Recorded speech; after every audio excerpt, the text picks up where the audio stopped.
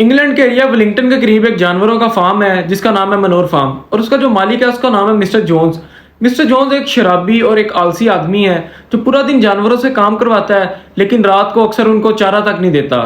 जानवरों को आहिस्ता आहिस्ता बगावत उनके दिमागों में जन्म लेना स्टार्ट करती है। तो एक रात जो फार्म का सबसे बूढ़ा जानवर है उसका नाम है ओल्ड मेजर, जो कि एक सुअर है।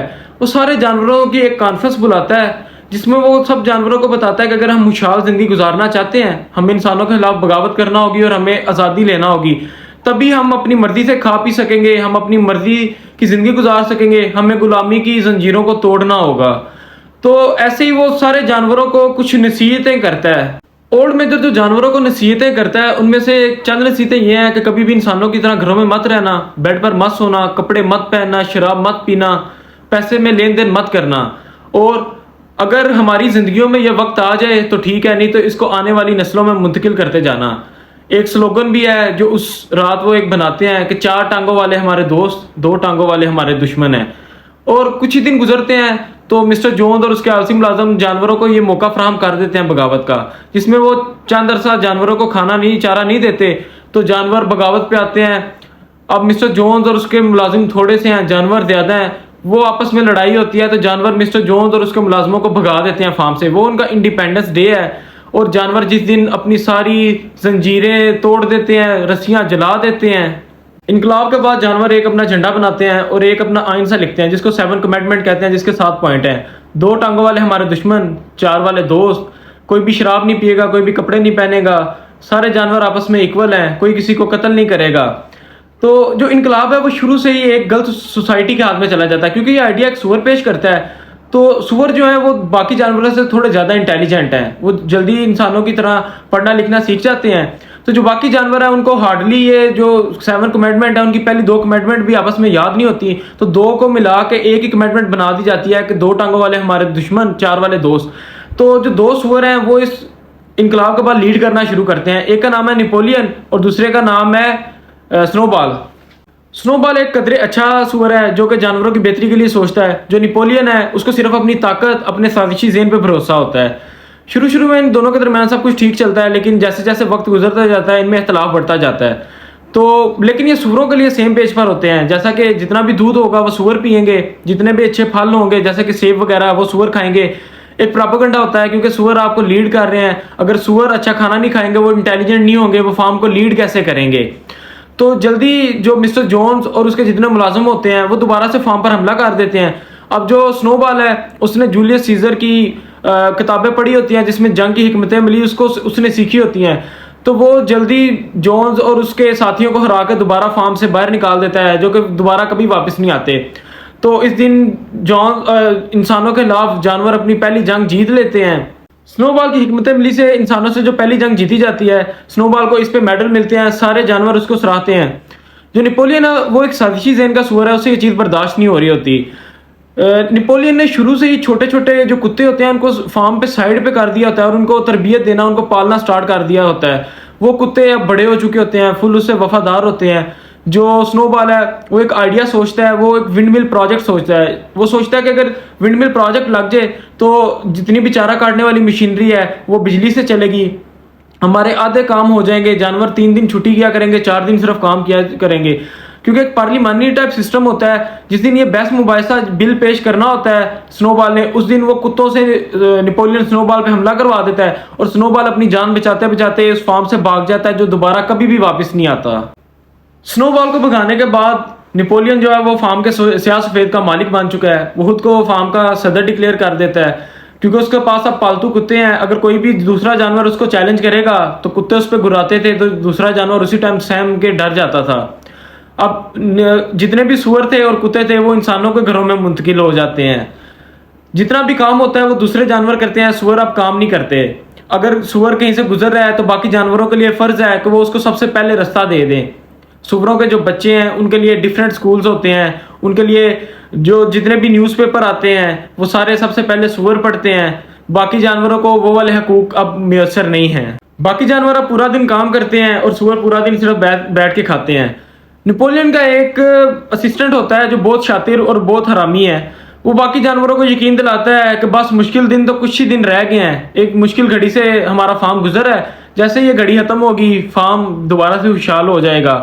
एक कौवा है जो मिस्टर जोन्स था पुराना मालिक, उसने रखा होता है, जो एक प्रोपेगेंडा हर टाइम जानवरों के दिमाग के साथ खेलता रहता है। उनको ये बताता है कि जब तुम सब जानवर मर जाओगे तो एक जगह है वो शुगर माउंटेन, तुम लोग वहां जाओगे, मरने के बाद तुम लोगों की जिंदगी बहुत अच्छी होगी, वहां पे तुम लोगों को हर टाइम खाना मिलेगा, तुम्हें वहां पे कोई काम करने को नहीं मिलेगा।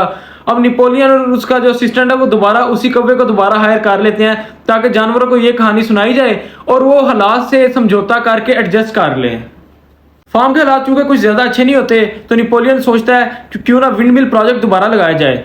जब दूसरे जानवर इस पे सवाल करते हैं, ये आइडिया तो स्नोबॉल का था, तो दोबारा से प्रोपेगेंडा किया जाता है कि नहीं, ये आइडिया बेसिकली नेपोलियन का था, स्नोबॉल ने तो उसका आइडिया चुराया था। बाकी जानवर क्योंकि ज्यादा ज़हीन नहीं होते, वो समझ जाते हैं कि वाह हमारा लीडर बहुत ज्यादा इंटेलिजेंट है, ये आइडिया तो इसी का ही हो सकता है।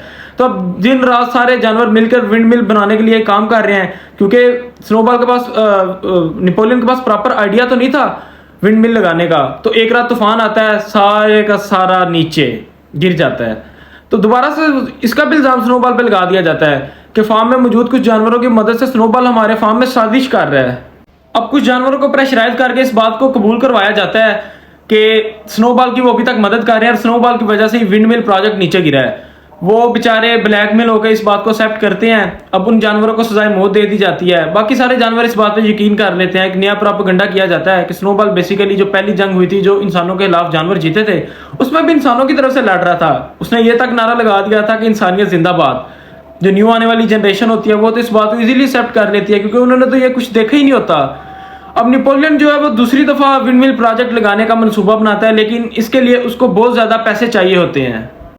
अब विंड मिल के लिए जो पैसा चाहिए उसके लिए नेपोलियन पैसे की लेन देन स्टार्ट करता है। याद करो 7 कमिटमेंट को कि कोई भी जानवर पैसों को हाथ भी नहीं लगाएगा।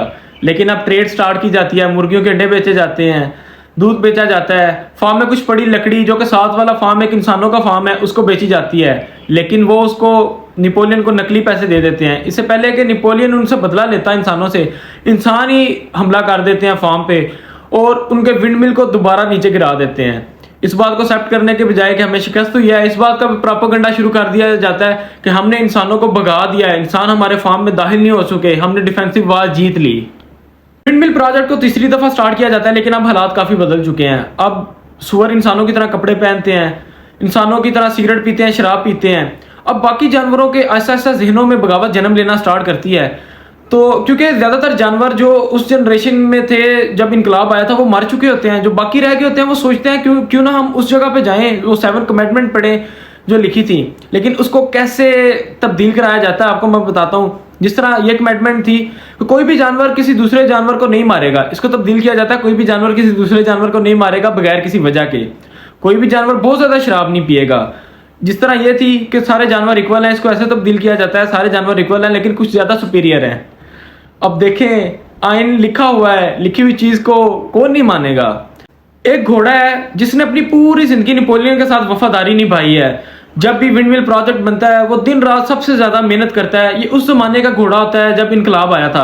अब वो घोड़ा बूढ़ा हो चुका है, अब वो बीमार हो गया है, तो उसको एक दिन कसाई वाली गाड़ी लेकर जा रही होती है। गधा देख लेता है। गधा बाकी जानवरों को जब बताता है कि मैंने उस घोड़े को देखा है, वो कसाई वाली गाड़ी में जा रहा था, तो जो नेपोलियन का असिस्टेंट है वो इस बात को इस तरह प्रोपेगेंडा में चेंज करता है, नहीं उसको तो हॉस्पिटल वाली गाड़ी में लेकर जाया जा रहा था। जब वो घोड़ा मरा मैं उसके साथ खड़ा था। घोड़े ने तो ये तक नारा लगाया कि हमेशा नेपोलियन के साथ तुम लोग वफादार रहना। इनकलाब वाले दिन जो स्लोगन बनाया जाता है कि 2 टांगों वाले दुश्मन 4 टांगों वाले दोस्त, उसको कुछ ऐसे तब्दील किया जाता है कि 4 टांगों वाले बेहतर लेकिन 2 टांगों वाले बेहतरीन।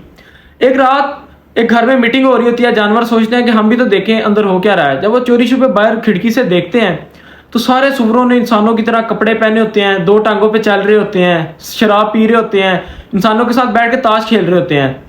तो जो नेपोलियन है वो खड़ा होता है, वो फार्म का नाम दोबारा से मनोर फार्म में तब्दील कर देता है, जो कि पहला नाम था मिस्टर जोन्स के दौर में। और सारे जानवर अपना मुंह लटका के अपने घरों की तरफ जाने लगते हैं। तो एकदम से घर से लड़ने की आवाज आती है। सारे जानवर मुड़ के वापस देखते हैं तो इंसान और सुअर आपस में ताश की किसी बाजी की वजह से लड़ रहे होते हैं, लेकिन उनमें यह जज करना मुश्किल होता है कि इनमें सुअर कौन है और इंसान कौन। जॉर्ज ऑरवेल ने 1944 में ये वाला नावल लिखा था जो कि आज कई ज़्यादा ममालिक्स में एज अ सब्जेक्ट पढ़ाया जाता है। आई थिंक आपको भी नहीं पता होगा इस नावल के बारे में, लेकिन ये आपके दिमाग को गुलामी से निकालने के लिए एक बेहतरीन नावल है। तो आपको चाहिए ये नावल आप खुद भी पढ़ें, क्योंकि आपको इससे आइडिया होगा कि हम भी एनिमल फार्म में रह रहे हैं।